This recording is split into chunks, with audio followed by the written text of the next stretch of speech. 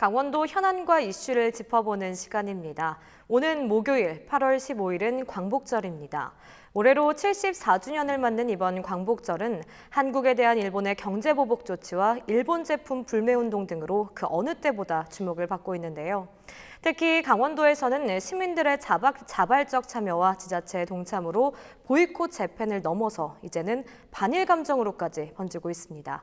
그래서 이번 시간에 74주년이 된 광복절의 의미와 더불어서 현재 돈에 불고 있는 일본 불매운동 등에 대한 이야기 자세히 나눠보도록 하겠습니다. 스튜디오에 최수영 디 아이덴티티 메시지 전략연구소장님, 윤방진 국사편찬위원 사료조사위원님 나와 계십니다. 안녕하십니까? 네, 안녕하세요. 네, 대한민국 국민 중에 광복절을 좀 모르시는 분들은 단 한 분도 없을 거라는 생각이 좀 듭니다. 올해 유난히 광복절에 대한 의미를 좀 다시 이렇게 재조명되는 이유가 있죠. 네. 올해가 또 독립운동과 대한민국 임시정부가 수립된 지 100년이기도 하고 또 현재 양일간의 좀 감정이 좀 고조가 되어 있는 상태잖아요. 네.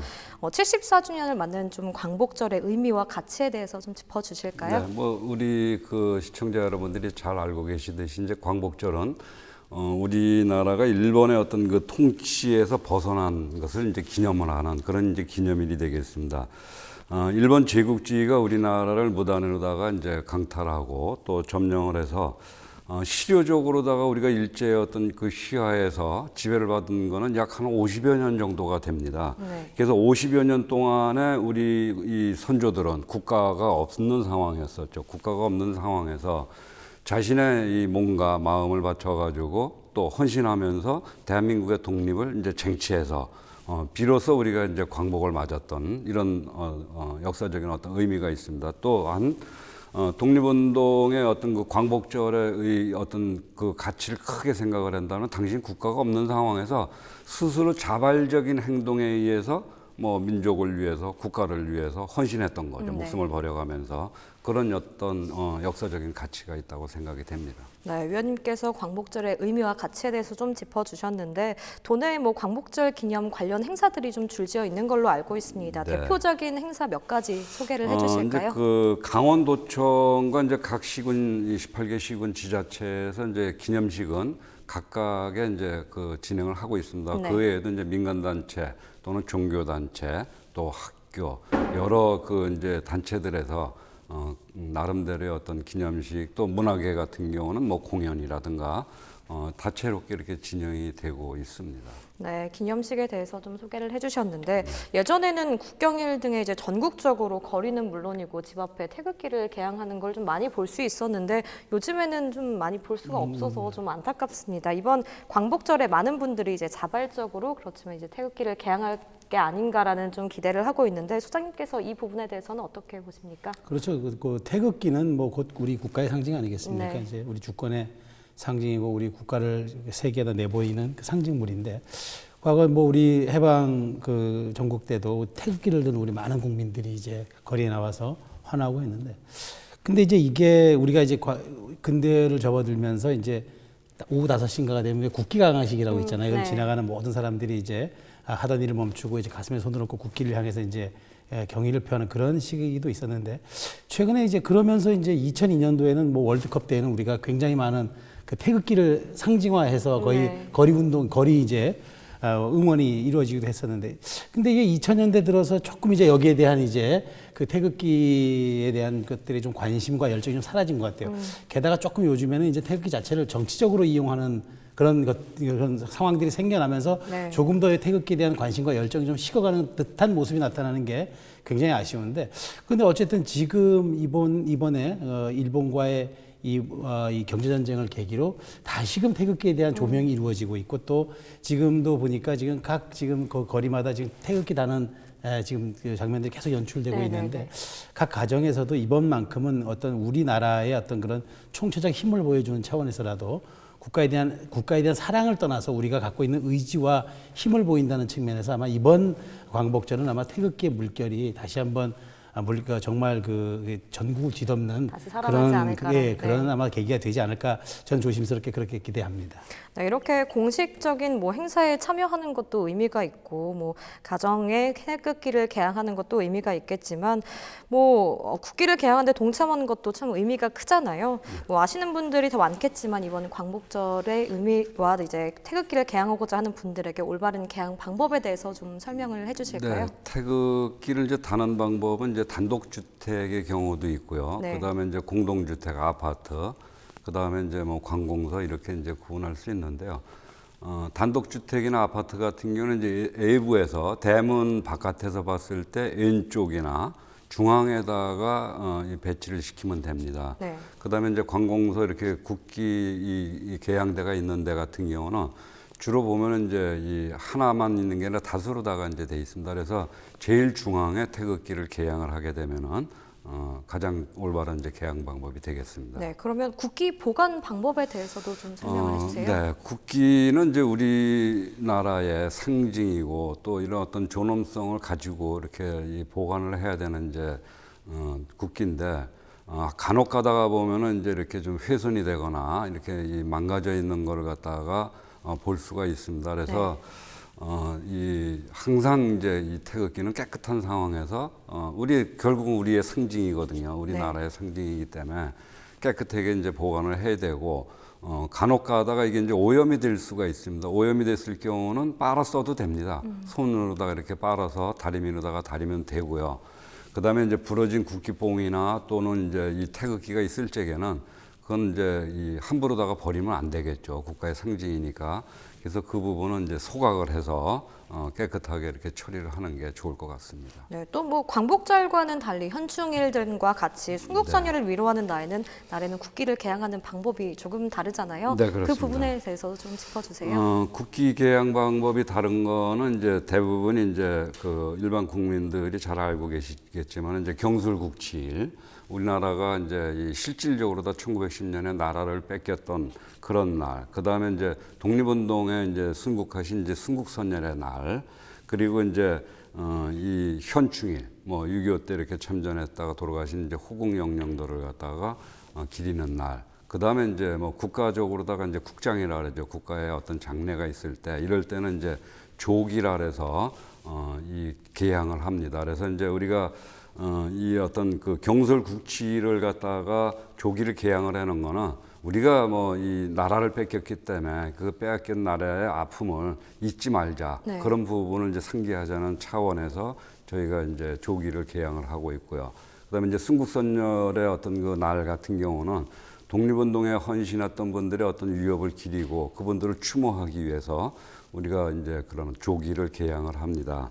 그리고 이제 그 조기를 개항하는 방법은 이제 기봉에서 태극기의 그 세로 폭만큼만 내려서 달면 됩니다. 근데 이제 공간이 좁거나 협소했을 적에는 조금만 내려 달아도 어떤 우리가 그런 추모하는 마음을 표시할 수 있다고 생각이 됩니다. 네, 개항하는 방법에 대해서 조금 짚어주셨는데 많은 분들이 8월 15일 이제 광복절을 모르는 분은 많이 없을 거란 생각이 드는데 저 또한 8월 29일이 경술국치라고 방금도 네. 말씀해 주셨는데 저도 좀 생소하거든요. 네, 네. 이 부분에 대해서 좀 말씀해 주실까요? 우리가 이제 나라를 뺏기게 됐던 어떤 역사적인 배경이나 또 국제 정세 속에서 뺏길 만한 어떤 그런 필연적인 어떤 위치에 또 지정학적인 이런 부분에 있었습니다. 근데 그 뺏기게 된 거는 결과적으로 놓고 보면 우리가 힘이 없었기 때문에 우리 나라를 뺏겼단 말이죠.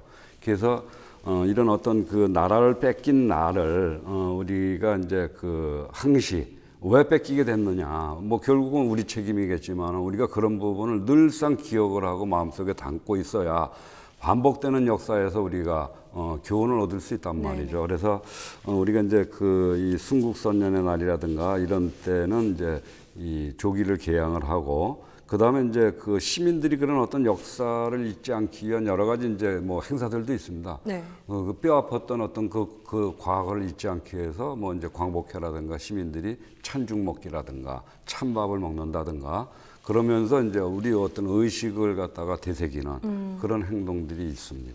네, 뭐 사실 올해 광복절이 이렇게 여론에서 집중하는 이유가 사실 그 한국 양국에 대한 좀 감정이 고조돼 있기 네, 때문이잖아요. 그렇죠. 네. 도내 곳곳에서도 이렇게 연이어 규탄 대비를 열 만큼 좀 강력하게 좀 진행이 되고 있는데 이번 사태 좀 어떻게 보고 계시는지 말씀해 주실까요? 이번에 이제 그 우리에 대한 어떤 경제 보복을 이제 자행했던 이제 아베 총리의 가계를 놓고 보면은 친내가는 우리 한반도를 침략했던 그 원흉들의 원흉입니다. 네. 그래서 이제 그분들의 어떤 생각이나 그 사람들의 생각이나 어떤 사고는 과거 우리를 침략을 했을 때의 어떤 그 사고 방식이나 현재나 똑같이 진행형입니다. 다만 등장인물과 상황이 달라져서 형태가 다를 뿐 다시 우리를 갖다가 침략을 제2의 침략을 진행을 하고 있고 또 일제 침략으로 인해서 우리나라 역시 지금 아직도 분단된 나라를 우리 조국을 하나된 조국을 갖지 못하고 있는 것은 역시 일본의 책임입니다. 네. 그래서 이제 우리는 이런 어떤 이 어려운 시기에 가장 중요한 것은 일본을 알아야 됩니다. 그 길이라 그러죠. 일본을 극복할 수 있는 방법이 뭔가 또 아니면 일본에 대항을 할 수 있는 방법이 뭔가 그러려면 가장 먼저 해야 될 거는 우리 국민들이 일치단결해서 단합된 마음, 또 단합된 행동, 또 일본을 우리가 이 극복하기 위해서는 그 사람들을 연구해야 될 필요성이 있습니다. 네. 그래서 항시 그런 어떤 마음가짐이 필요하다고 생각이 되어집니다. 네, 뭐 마음가짐에 대해서 좀 말씀해 주셨는데 뭐 소장님께서 보시기에 이렇게 도내에서 이렇게 강력하게 좀 진행이 되고 있는 부분에 대해서 동참하는 이유 좀 어떤 게 있다고 좀 보십니까? 네, 이게 저 강원도민의 지금 사실 이 반일 운동에 대한 이제 정말 이 뜨거운 지금 열정이 네. 타오르고 있는데 뭐 우리 저 말씀하신 윤 의원님도 독립운동가의 후손이십니다만은 우리 강원도가 과거 남궁호 선생을 비롯해서 굉장히 독립운동의 뿌리가 깊은 고장이기도 해요. 네. 공천은 또 무궁화의 고장이라고도 하지 않습니까? 거기다 이제 강원도민의 성정 자체가 좀 우직하고 뚝심 있고 또 조용한데 한번 타오르면은 좀 이렇게 아주 세게 타오르는 그런 성정을 지니고 있어요. 그러니까 네.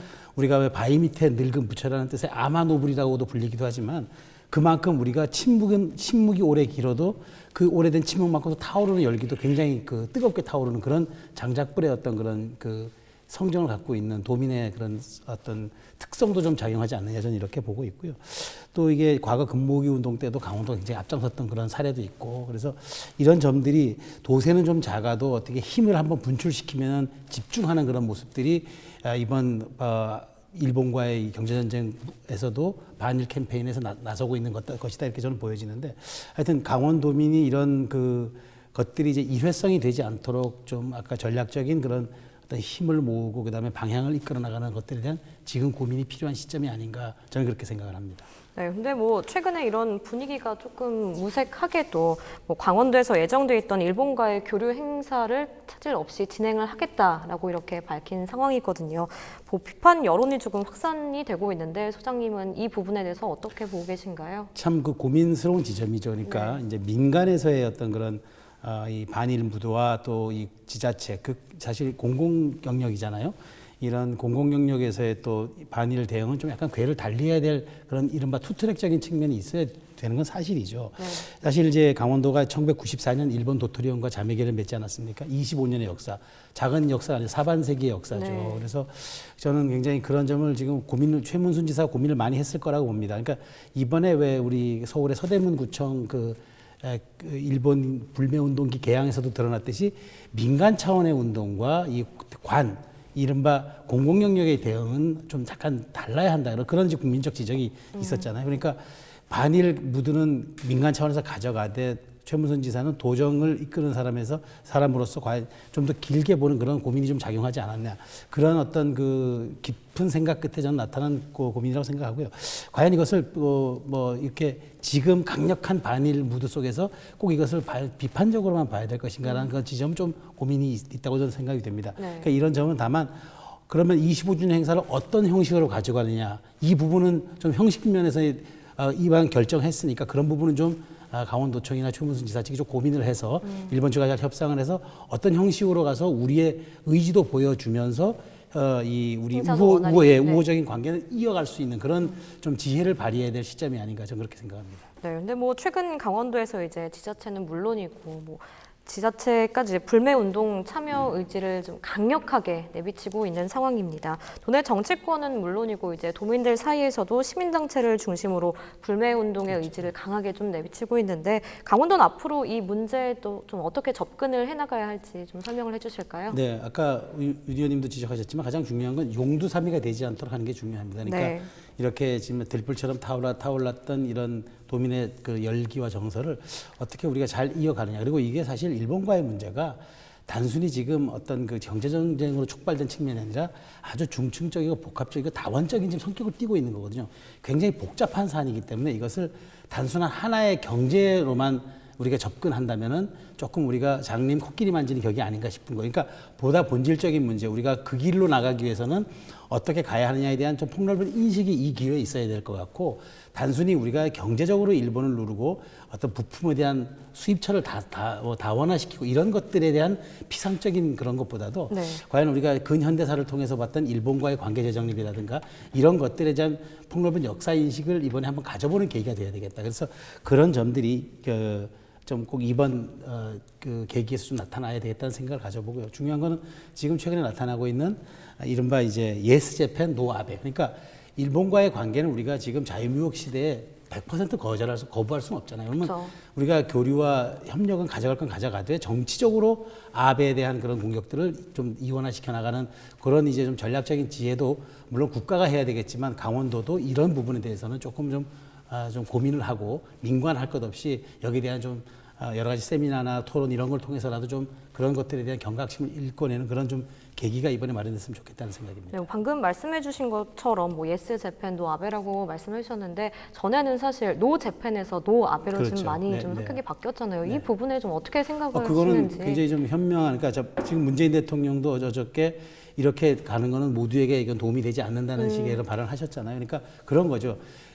아까 윤 의원님도 지적하셨지만 아베를 둘러싼 극우 강경 정치 세력들의 사실은 이게 본인들이 언제라도 변하지 않는 정치 철학인 거죠. 그러니까 네. 이거는 우리가 공격하고 일본에도 굉장한 많은 그 진보적 지식인들이 있어요. 한국에 대한 우호적인 감정을 갖고 있는 사람도 있어요. 이런 분들은 우리 우호군으로 돌리고 아베가 갖고 있는 저 반역사적, 그다음에 저 제국주의적 속성에 대해서 우리가 그 캠페인에서 일본에서 그것을 부각시켜내는 이런 전략으로 해가지고 아베를 고립시키고 아베를 비로소 그 협상의 테이블에 나오게 하는 것들이 우리가 지금 할 수 있는 전략이기 때문에 그런 점에서 예스 재팬과 노 아베는 조금 더 정교하고 치밀하게 다듬어져가지고 계속적인 그 포인트를 좀 쌓아야 될 것으로 저는 생각합니다.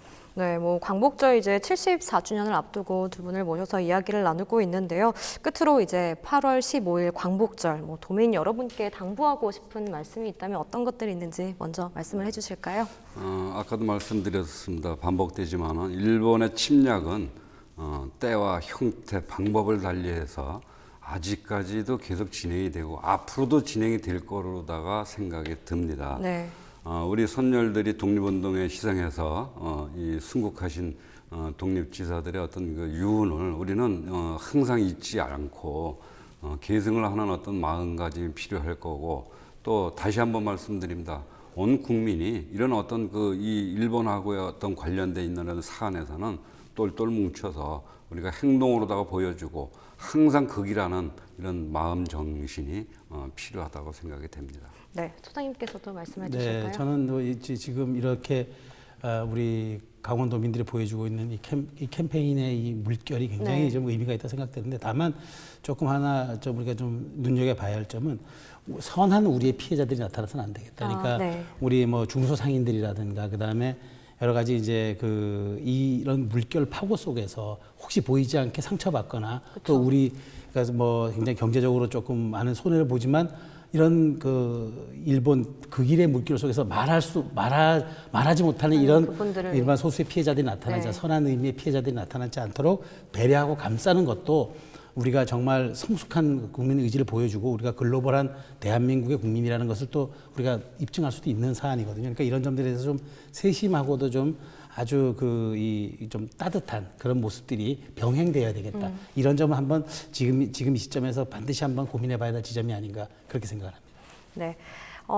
이슈 토크 이번 시간에는 74주년이 된 광복절의 의미와 더불어서 현재 돈에 불고 있는 일본 불매운동에 대한 이야기 나눠봤습니다. 지금까지 최수영 디 아이덴티티 메시지 전략연구소장님, 윤병진 국사편찬위원회 사료조사위원님과 이야기 나눠봤습니다. 오늘 말씀 감사합니다. 감사합니다. 감사합니다.